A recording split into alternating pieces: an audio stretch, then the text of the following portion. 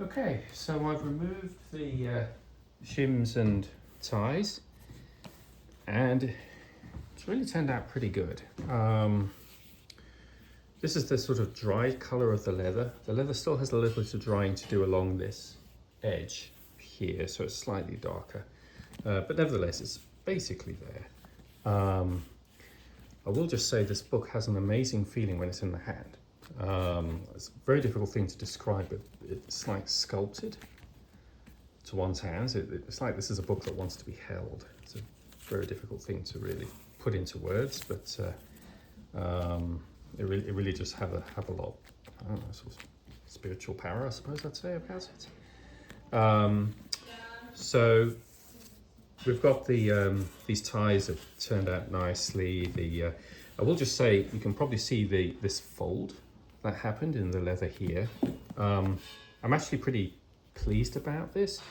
It's worth just reiterating, the leather is not adhered to the spine anywhere, not anywhere. The leather's glued down to a layer of card under here, and under here it's actually folded down and glued to itself, and then it's glued to the boards, obviously, but it's not glued to the spine. So what that means is there's lots of flex here. I say lots, but there's enough flex basically. So this won't be acting as a sort of a fixed pivot for the leather go forward.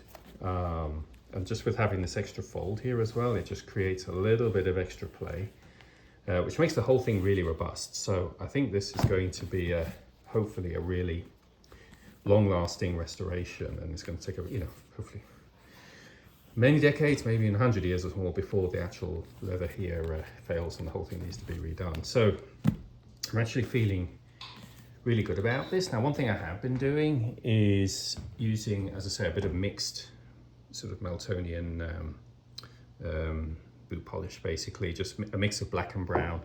And I've just been here and there going over where the leather's been very clearly stressed and is showing through a lighter color. I've just darkened it up a little bit, just with a finger here and there. You'll probably see, here for example, it was quite light there, so I sort of just darkened it up a little bit. But other than that, that's kind of really the result I was hoping for. Inside, we do have one final step to do, which is I'm going to be using my favorite sort of natural Gampi paper to create some nice paste downs here. So I'll be covering these corners with a layer of paper, and then I'll be putting a nice sheet of paper over it all. And then, so that'll basically be a paste down and a couple of fly pages just here.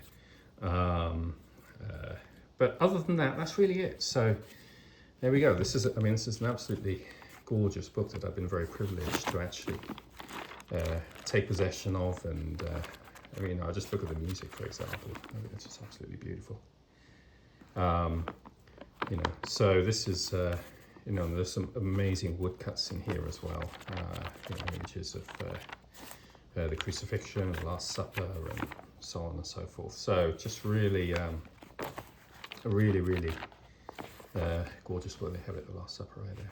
So just a really gorgeous book that now I think is well set for the next. It's survived 420 years, and now we'll see how long further it'll go. So if you've liked this video, please give it a like. I always welcome any comments, but other than that, thank you for watching, and on to the next restoration.